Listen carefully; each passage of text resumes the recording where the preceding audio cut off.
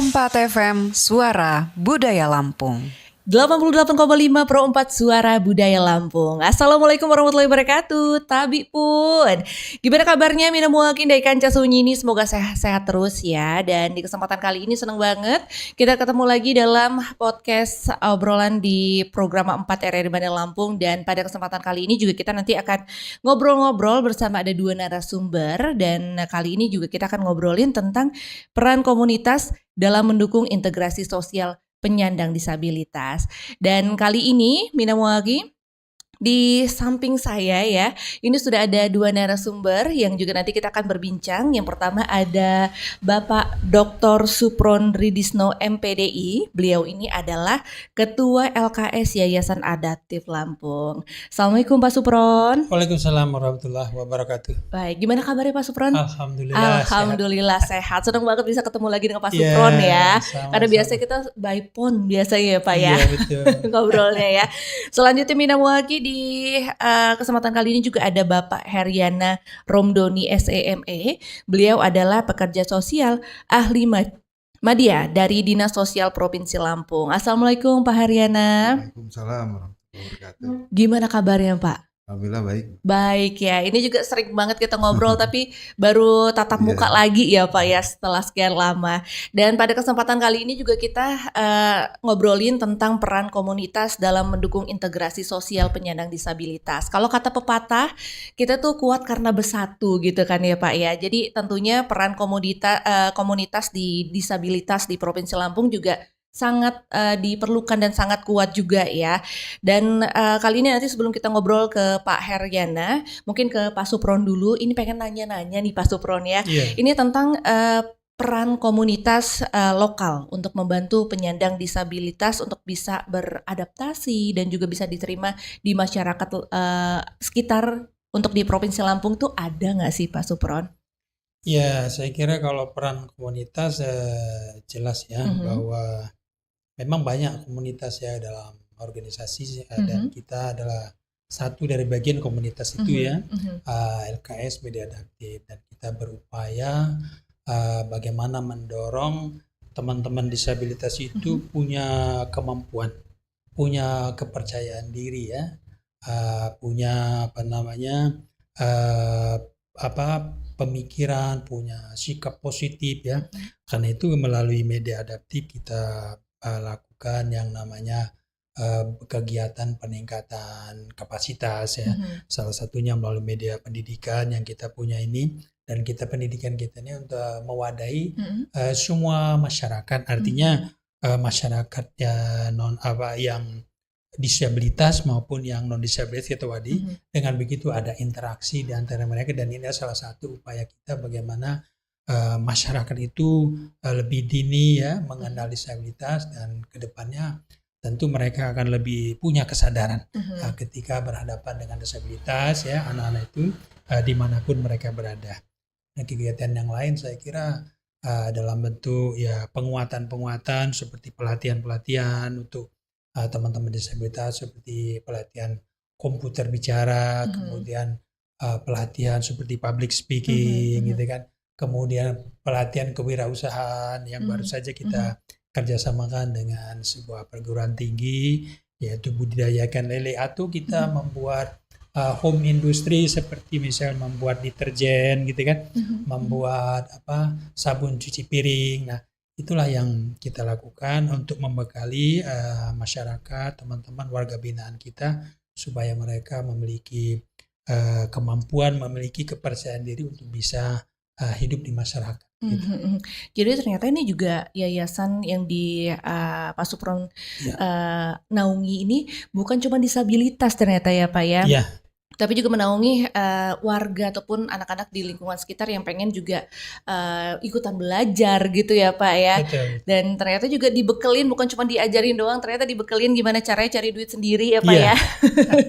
Karena anak-anak juga diberikan keterampilan tadi, kalau kata Pak Supron banyak ya, mulai dari pembuatan sabun cuci piring dan lain sebagainya ya, untuk bekal di kemudian hari seperti itu ya Pak Supron ya. Betul. Dan kalau kita ngomongin soal komunitas sosial nih untuk Pak Heryana nih, ada nggak nggak langkah yang dilakukan oleh dinas sosial sendiri Pak untuk bisa mendorong komunitas-komunitas yang seperti Pak Supron sebutkan tadi untuk bisa berkembang nih Pak? Ya, baik. Pertama-tama saya ucapkan terima kasih nih Pak Supron. Kita Sama-sama, bisa Pak Heri. bertemu lagi. Saya senang bisa bertemu di Iya. sini ya. Nah, pas betul ini jadi salah satu contoh komunitas ya Pak. Dan memang sudah menerapkan inklusivitas gitu. Iya. Tidak hanya melayani mereka yang disabilitas dan non disabilitas pun dilayani. Nah, apalagi komunitas yang lain begitu, yang komunitas non disabilitas, kenapa tidak juga turut serta mengakomodir pelayanannya untuk mereka yang disabilitas. Nah, yang disabilitas saja melayani yang non disabilitas, kenapa benar yang ya? non disabilitas nggak bisa malah ya? nggak bisa Benar. gitu. Nah, terkait dengan inklusivitas ini masih banyak hambatan, Mbak. Misalnya untuk di pendidikan ya, meskipun sudah namanya pendidikan inklusif, tetapi ternyata dari lembaganya Pak Suproni tampak bahwa banyak sekolah-sekolah yang tidak bisa menampung bagi mereka yang disabilitas. Jadi inklusivitasnya dipertanyakan ini. Padahal secara peraturan di pendidikan harus inklusif gitu kan, non diskriminatif. Gitu. Nah kemudian yang kedua, Pak Suproni punya lembaga kesejahteraan sosial, nah media adaptif. Ya. Nah ini agak baru Pak saya ketemu gitu lembaga yang memang bergeraknya lebih ke pendidikan pendidikan tapi menggunakan media yang alternatif ya, tidak media-media pendidikan yang konvensional gitu. Pembelajarannya juga ini sangat dibutuhkan terutama mereka yang berkebutuhan khusus gitu. Nah kemudian di Lampung ini ada 500 lembaga kesejahteraan sosial. Nah memang gerakannya sebagian besar itu panti asuhan, yatim piatu. Gitu. Nah mudah-mudahan lembaga Pak Suproni memberikan inspirasi gitu. Lembaga-lembaga yang lain bisa mengembangkan pendidikan alternatif gitu. Karena sekarang kan ada juga sekolah rakyat, sekolah rakyat modelnya sekolah unggulan gitu, tapi sasarannya adalah mereka yang kurang mampu gitu. Nah ini juga belum ketemu Pak Supron nih sekolah rakyat nih. Harus ketemu kayaknya ya Pak ya. Mereka kan sebetulnya karena bentukan baru ya sekolah rakyat ini masih banyak kekurangannya barangkali terutama di sisi pendidikan sosialnya ya Pak ya. Nah mudah-mudahan dengan podcast ini memberikan informasi juga kepada pemirsa ya, lembaga media interaktif ya, media adaptif ini bisa menjadi informasi baru untuk lembaga-lembaga kesehatan sosial yang lain dan mudah-mudahan karena ini cerita kemiskinan ini kan salah satu triggernya itu kemiskinan. Ya. Nah dengan pendidikannya yang inklusif, siapapun bisa menempuh pendidikan, termasuk yang dikembangkan oleh Pak Supron. Nah pengentasan kemiskinan khususnya di Provinsi Lampung ini bisa berjalan lebih cepat. Sekian. Baik, jadi ternyata juga Yayasan Adaptif yang didirikan oleh Pak Supron ini merupakan salah satu bisa dijadikan inspirasi gitu ya betul. Pak ya, bagi masyarakat ataupun bagi pemerintah sendiri nih Pak, dinas sosial khususnya untuk bisa lebih mengembangkan nilai-nilai sosial yang ada. Ternyata tadi bukan cuman disabilitas ya Pak yang dinaungi oleh Pak Supron, tapi juga semuanya bisa ikut serta gitu ya Pak Supron ya. Jadi ini juga mengajak masyarakat, membuka mata juga masyarakat ternyata juga bukan kita yang apa ya Pak ya yang bisa menaungi teman-teman disabilitas. Ternyata teman-teman disabilitas juga bisa memberikan nilai-nilai sosial kepada kita semua ya. Ngomongin soal masyarakat Pak Supron nih ya, ini penasaran banget nih Pak Supron ya, sejauh mana sih Pak Supron, menurut Pak Supron ini kesadaran masyarakat terkait dengan pengaruh yayasan yang diberikan ya oleh Pak Supron ataupun komunitas-komunitas disabilitas ini untuk bisa membuka mata masyarakat, ternyata kita juga bisa berkembang juga nih seperti teman-teman disabilitas. Ini gimana nih kesadaran masyarakat menurut Pak Supron? Ya, sejauh ini saya kira masyarakat melihat bahwa apa yang kita lakukan ini adalah sesuatu yang positif ya. Bahwa sebenarnya kalau dari awal kita punya inisiatif mendirikan ini adalah bagaimana membantu memfasilitasi percepatan pendidikan untuk teman-teman disabilitas. Karena dengan yang saya sebuah kekhawatiran secara pribadi gitu ya, bahwa ketika meluncur seperti kuota kerja, meluncur kesempatan kerja, kebijakan-kebijakan yang ada di dalam peraturan perundang-undangan, saya khawatir kalau di Lampung ini teman-teman kita tidak bisa masuk ke mengambil kesempatan itu. Kenapa? Karena kita lihat bahwa kualitas pendidikan teman-teman disabilitas di Lampung itu sangat jauh terbelakang ya, jauh terbelakang, dan saya mencoba mengambil peran bagaimana kita lakukan percepatan melalui pendidikan kesetaraan untuk membantu teman-teman itu bisa memperoleh di Indonesia ini kan orang pandai kalau nggak punya ijazah mereka nggak bisa dapat kesempatan. Nah, karena itu kita coba fasilitasi mereka punya dapat kesempatan, punya kesetaraan pendidikan, diakui, dan mereka bisa meraih pekerjaan yang lebih baik. Karena kunci kualitas kemiskinan Pak Heri tadi ya, bahwa kualitas hidup akan meningkat, itu memang harus berawal dari sumber daya manusia ya, dari proses pendidikan. Karena itu pendidikan yang kita lakukan ini mencoba untuk menjembatani masyarakat yang memang tidak mempunyai kesempatan untuk sekolah di sekolah formal ya, karena berbagai faktor yang melatar belakang mereka, maka kita fasilitasi. Sejauh ini alhamdulillah di 2 tahun terakhir ya, lulusan kita ada yang sudah kuliah di Universitas Lampung ya, di Universitas Islam Negeri Win Raden Intan juga ada beberapa orang, dan mereka bisa ikut melanjutkan ke pendidikan perguruan tinggi ya. Artinya mereka bisa menikmati kesempatan yang sama dengan yang lain. Nah, itu yang kita lakukan. Nah, dengan apa yang sudah kita lakukan, tentu masyarakat melihat bahwa ini adalah sesuatu yang positif ya. Begitu juga dari misalnya latar belakang keluarga yang ikut di sini, mereka dari pondok pesantren, bahwa kita sebagai penyelenggara juga adalah bagian dari adalah disabilitas. Saya kira memang untuk berbuat kemanfaatan itu tidak melihat disabilitas atau bukan disabilitas, tapi sejauh mana kita punya kepekaan sosial, punya kepedulian, dan punya kemampuan untuk melakukan itu. Dan saya pikir sudah saatnya mungkin saya harus berbuat lebih banyak kemanfaatan untuk masyarakat ya, terutama mungkin teman-teman disabilitas. Tapi fokus kita sebetulnya ya bukan hanya disabilitas, tapi bagaimana kita bicara inklusif adalah semua itu bisa terlayani.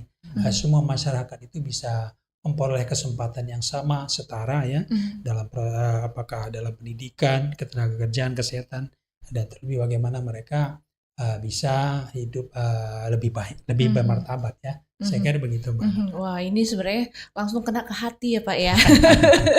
Dimana teman-teman disabilitas saja mau untuk bisa mengajak orang-orang ataupun lingkungan sekitar untuk bisa berdaya saing juga ya Pak ya. Tapi kita juga sebagai masyarakat nih harus juga bisa bisa lebih peka juga mungkin seperti itu ya Pak Supron ya, untuk bisa lebih peka juga.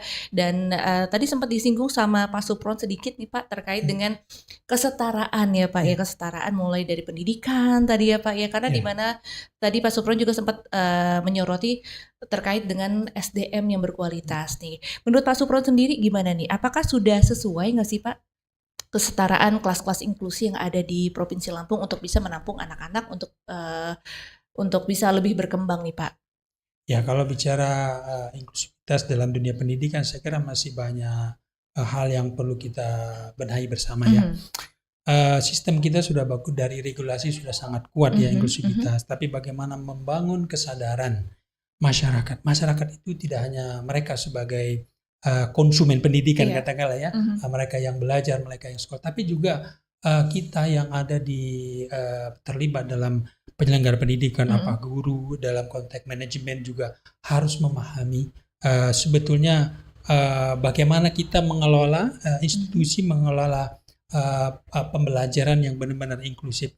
Nah, pendekatan ini mungkin yang perlu sama-sama kita sadari kepada teman-teman yang sebagai penyelenggara pendidikan ya, bahwa pendekatan yang harus kita lakukan itu adalah pendekatan yang benar-benar humanis ya, memahami kebutuhan masyarakat, semua latar belakang peserta didik. Nah, itu yang harus kita pahami. Yang kedua adalah kualitas pendidik ini yang mungkin saya perlu tekankan, mungkin agak sedikit saya harus katakan bahwa banyak juga pendidik yang memang berlatar belakang pendidikan luar biasa, tetapi mereka tidak mampu mengajar kebutuhan anak-anak dengan kebutuhan khusus ya. Nah, ini artinya bahwa lembaga pencetak seperti LPTK yang mencetak tenaga pendidikan perlu melihat kembali bagaimana kurikulum buat tenaga kependidikan itu. Kemudian yang terpenting adalah penguasaan kompetensi mereka untuk bisa menjadi tenaga pendidik. Seperti saya katakan, mengajar Al-Quran Braille.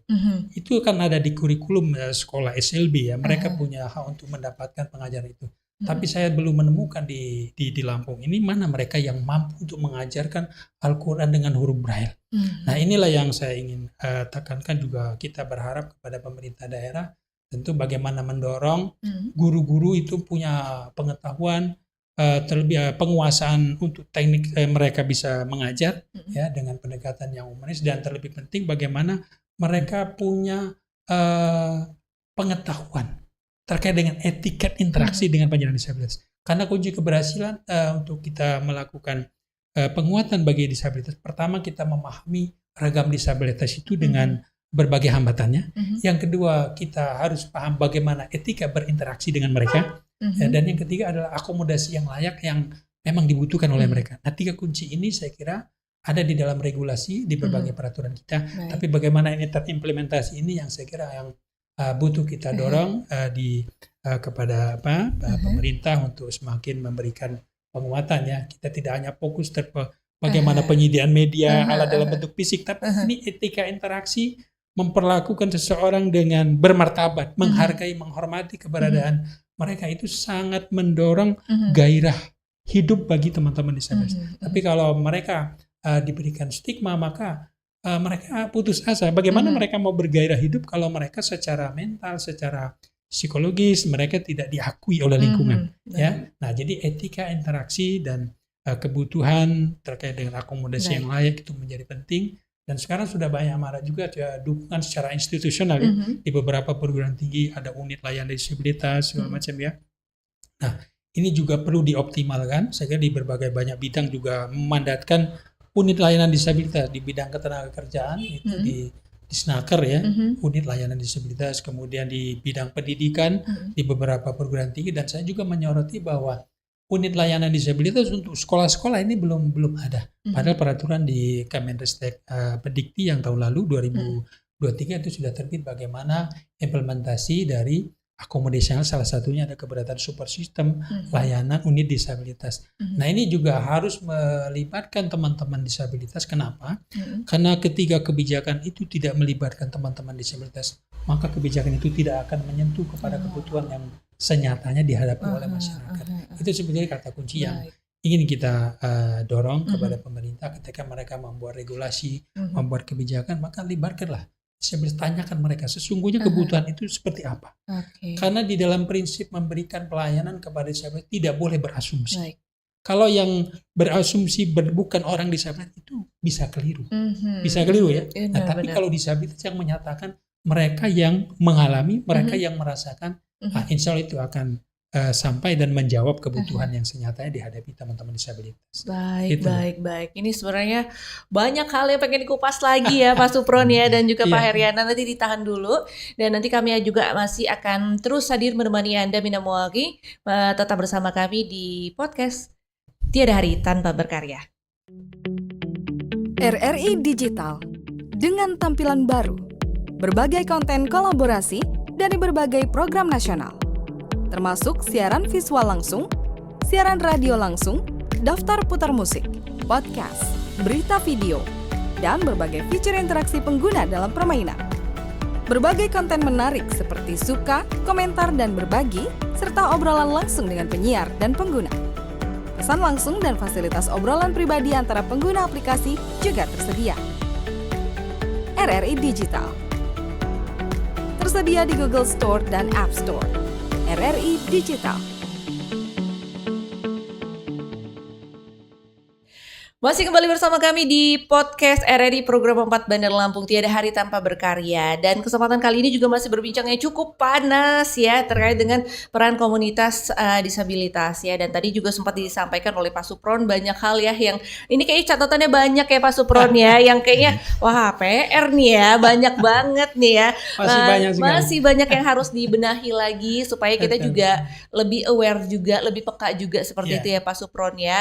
Dan juga langsung aja kita tanyain, mumpung ada pemangku kepentingan ya Pak Supron ya, ada Pak Haryana juga ini ya. Tadi sempat dijelaskan sama Pak Supron kan banyak hal PR-nya gitu ya Pak Haryana ya. Ada nggak sih program ataupun kegiatan yang bisa dilakukan oleh dinas sosial sendiri nih untuk bisa menaungi komunitas disabilitas nih Pak Haryana? Ya, baik. Di Provinsi Lampung ini sebetulnya ada Persatuan Komunitas Disabilitas, singkat PKDL gitu ya. PKDL. Nah, namun di dalamnya ya semestinya itu ada sub-sub komunitas, misalnya ada Pertuni ya dulu Pak Supron ketuanya, kemudian ada Gerkatin yang tunarungu ya. Nah, kemudian juga ada komunitas-komunitas lain gitu. Nah, namun untuk mengintegrasikan ini mungkin tampaknya perlu upaya-upaya yang lebih ini ya, lebih intens itu, karena sebetulnya integrasi sosial ini kan tujuan utama semua komunitas gitu, supaya tidak terjadi diskriminasi.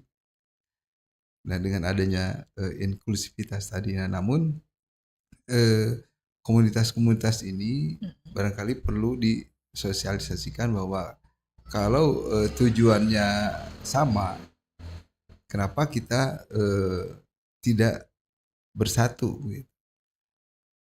Nah, misalnya di Persatuan Komunitas Disabilitas, nah itu lebih didominasi oleh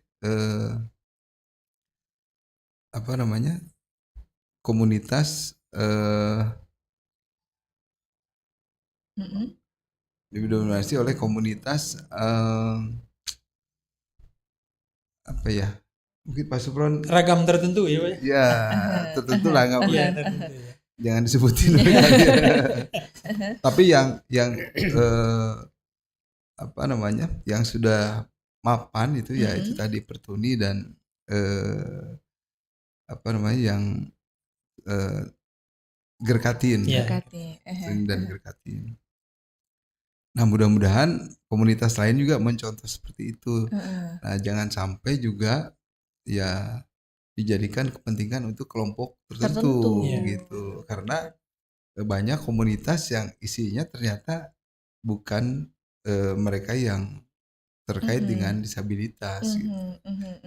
Ya, yang saya lihat di lapangan. Nah, mudah-mudahan ini tidak terjadi, apalagi kepentingan-kepentingan pragmatis, misalnya politis gitu ya.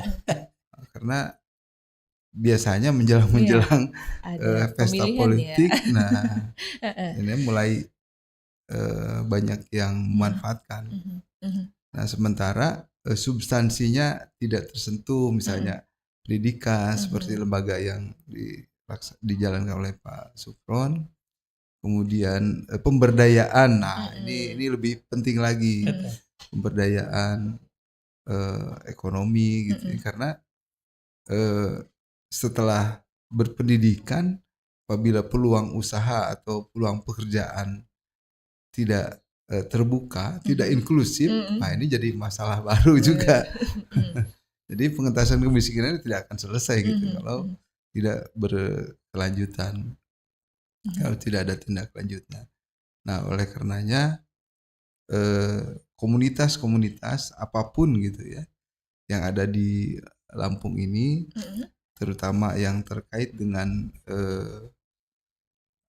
rumpun disabilitas. Nah, ini mudah-mudahan bisa menyatukan, berintegrasi gitu, satu arah, karena sudah ada polanya. Nah, polanya di Perda yang kebetulan pernah kita bahas.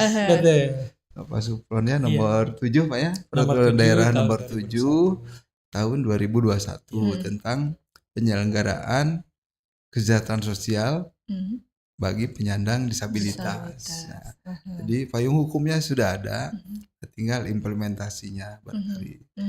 Mudah-mudahan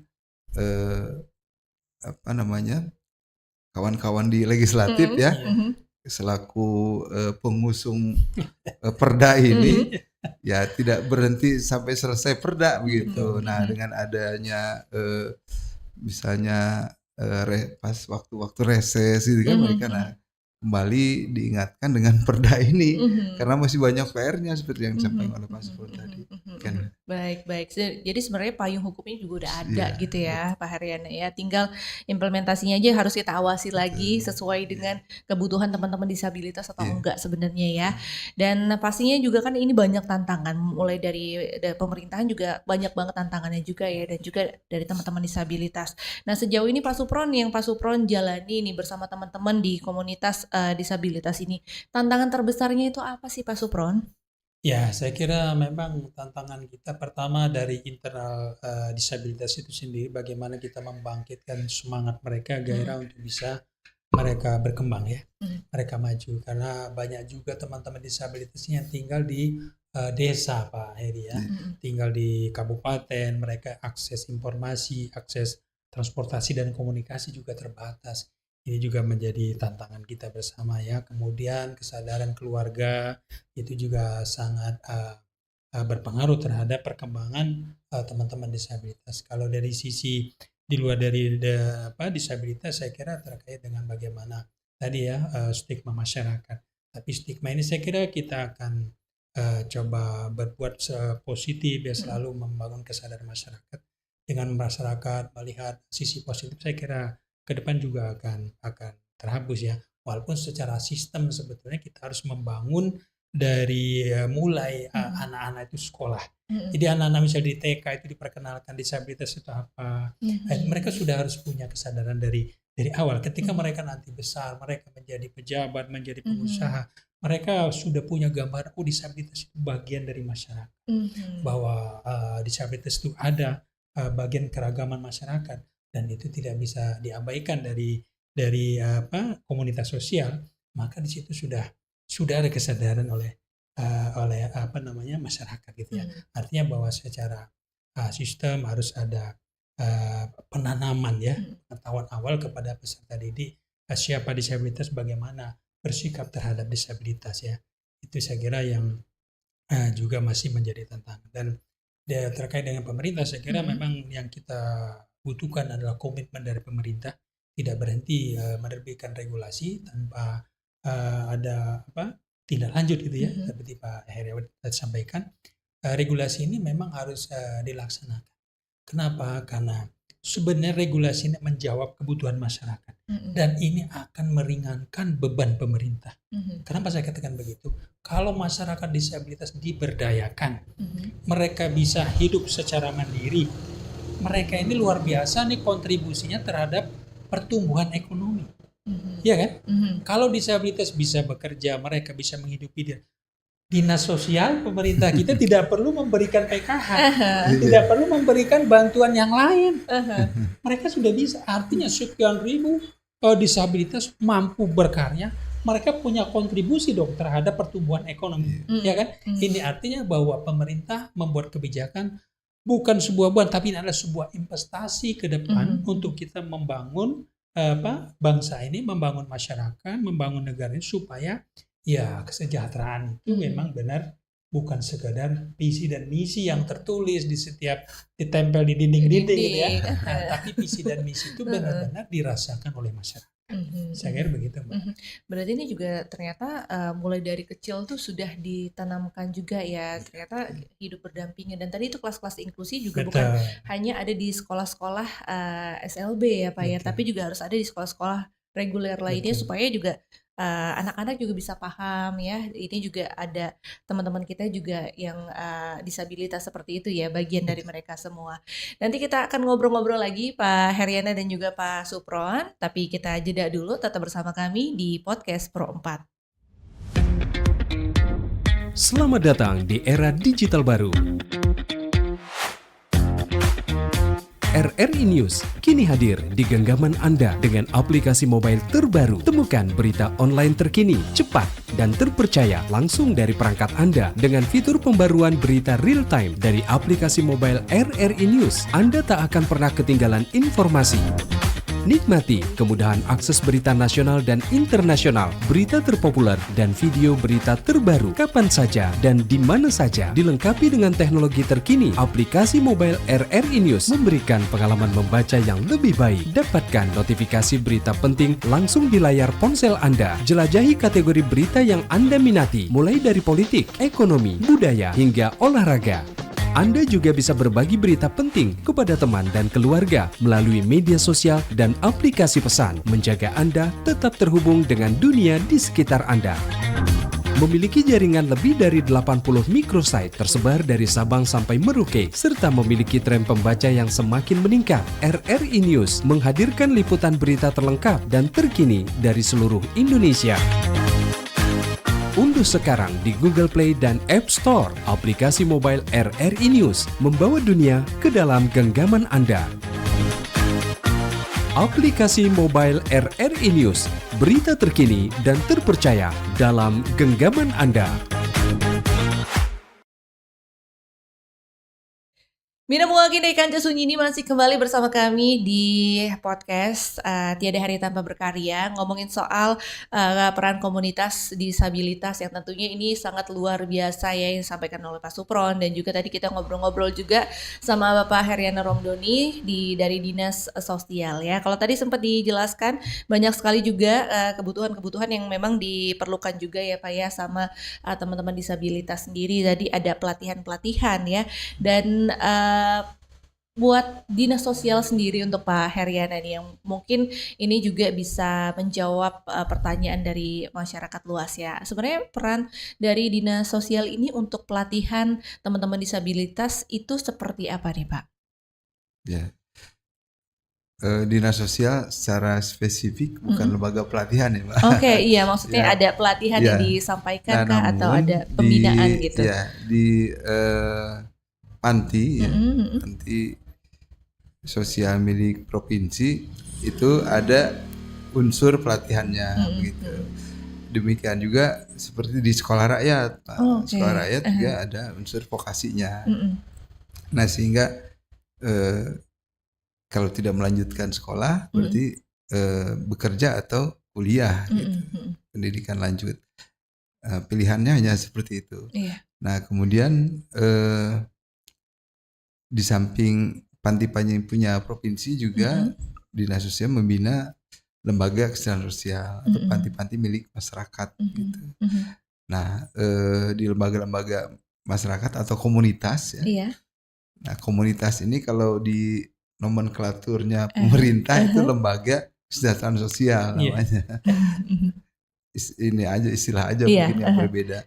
Nah, seperti yang dijalankan oleh lembaganya Pak Supron, ada pelatihannya juga sama seperti itu. Nah, mudah-mudahan masyarakat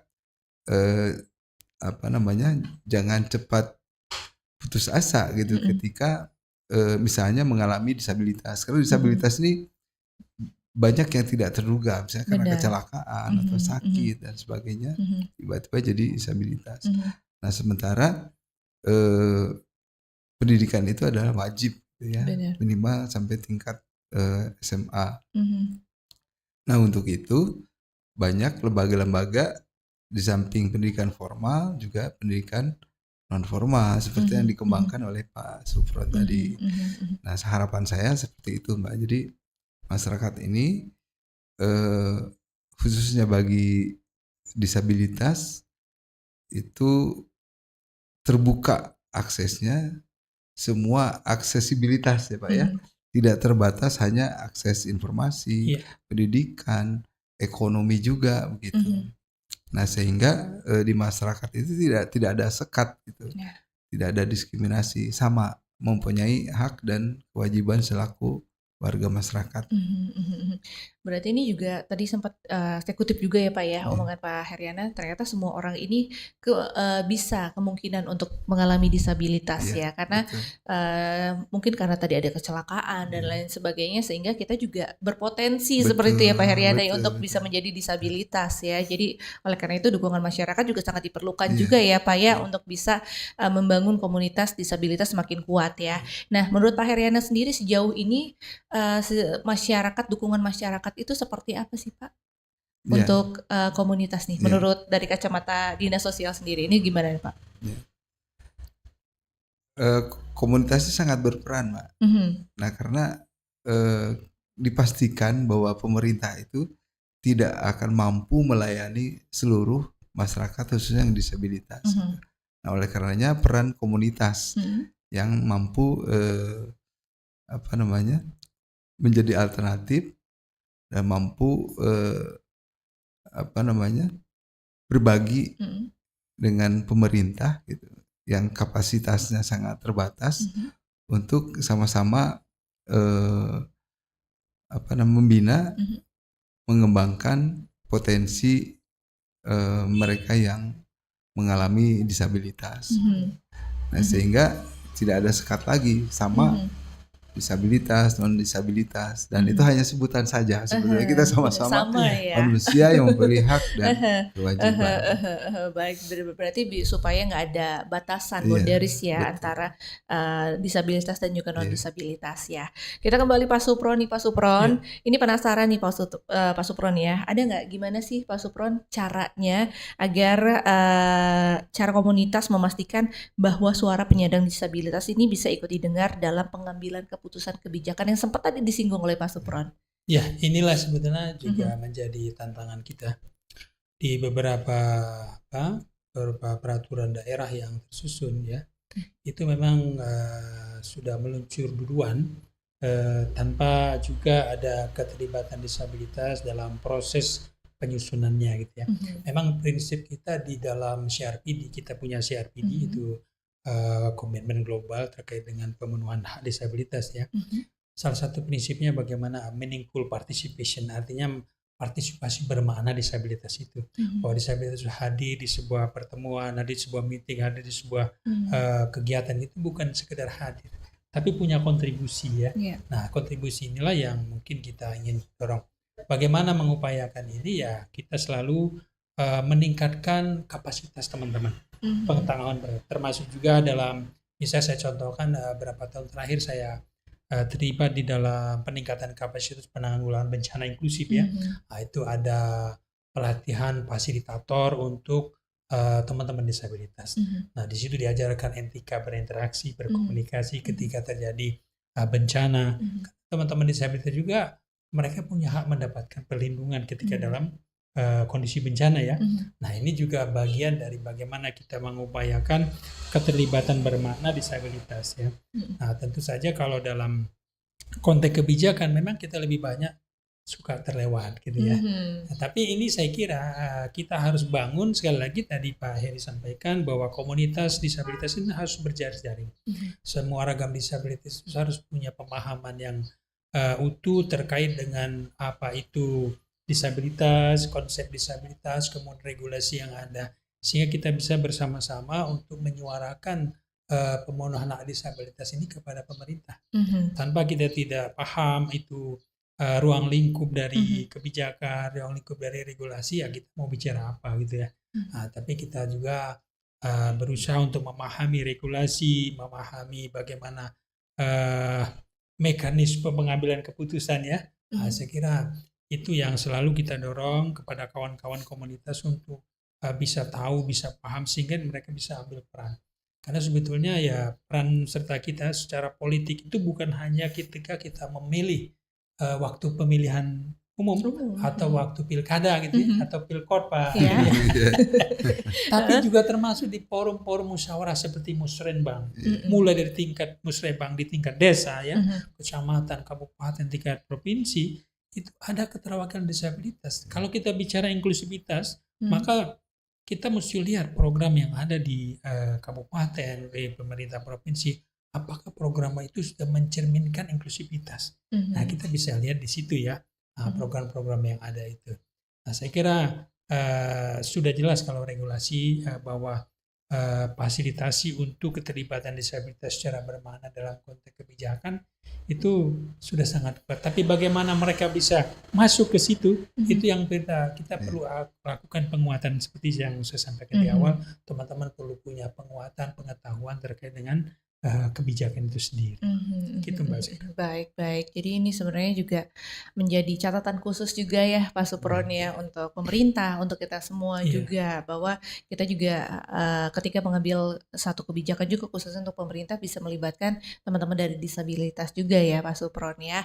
Dan gak kerasa nih Pak Supron dan juga Pak Heryana, obrolan kita juga waktunya terbatas. Sebenarnya kalau ngobrolin ini kayaknya kurang ya waktunya ya Pak ya. Perlu waktu yang lebih banyak, tapi mungkin bisa kita sambung lagi nanti di lain kesempatan, ataupun nanti kita undang ke studio ya Pak ya. Kalau misalnya ada waktunya kita ngobrol-ngobrol lagi. Dan terakhir sebelum kita akhiri kebersamaan kita dalam podcast di kesempatan kali ini, apa yang pengen disampaikan? Mungkin dari Pak Heryana dulu. Ya, dalam rangka integrasi, nah baik disabilitas maupun non disabilitas. Gitu. Nah, intinya adalah inklusivitas di berbagai bidang seperti Pak Supron sampaikan, pendidikan, ekonomi, kemudian juga politik dan sebagainya. Nah, dengan adanya inklusivitas di berbagai bidang, tidak ada diskriminasi terhadap siapapun, baik disabilitas maupun non disabilitas. Nah, tentunya masing-masing siapapun itu perlu meningkatkan taraf pendidikannya terutama. Kemudian kalau di lapangan pekerjaan taraf keterampilannya tentunya juga, dan di bidang ekonomi ya kemampuan untuk berusahanya gitu. Nah, jadi marilah kita sama-sama fastabikul khairat ya Pak, ya, mau yang disabilitas mau non disabilitas, kita berlomba sama-sama membangun masyarakat menuju Indonesia yang maju dan sejahtera. Baik. Kalau dari Pak Supron, apa yang pengen disampaikan Pak Supron? Iya, menarik tadi Pak Heri, saya nyambung kalau kita bicara fastabikul khairat ya. Saya kira mungkin ini menjadi pengingat kita bersama dari aspek spiritualnya ya, bahwa sesungguhnya keberadaan orang-orang yang lemah dalam tanda kutip ya, orang-orang dengan disabilitas itu, keberadaan mereka itu sebetulnya memberi manfaat buat masyarakat, buat yang lain ya.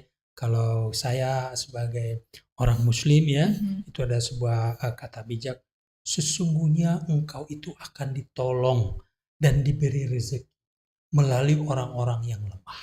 Ini artinya bahwa keberadaan mereka memberi manfaat, memberi pekerjaan, memberi rezeki, menjadi wasilah bagi yang lain untuk meraih keberkahan. Nah, oleh karena itu saya kira kembali saya mengajak kepada masyarakat untuk kita bagaimana punya kesadaran bahwa disabilitas adalah bagian dari masyarakat, dan ini adalah bentuk keragaman dari manusia yang harus kita hormati, kita hargai dalam rangka kita membangun masyarakat yang inklusif. Begitu Mbak. Baik.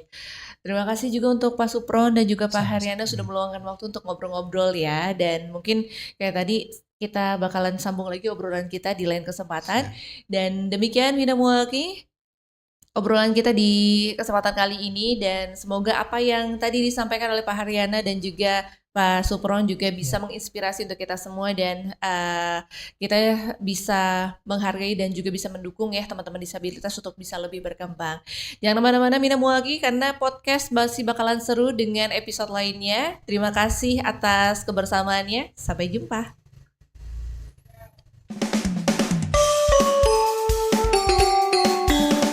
Pro 4 FM, Suara Budaya Lampung.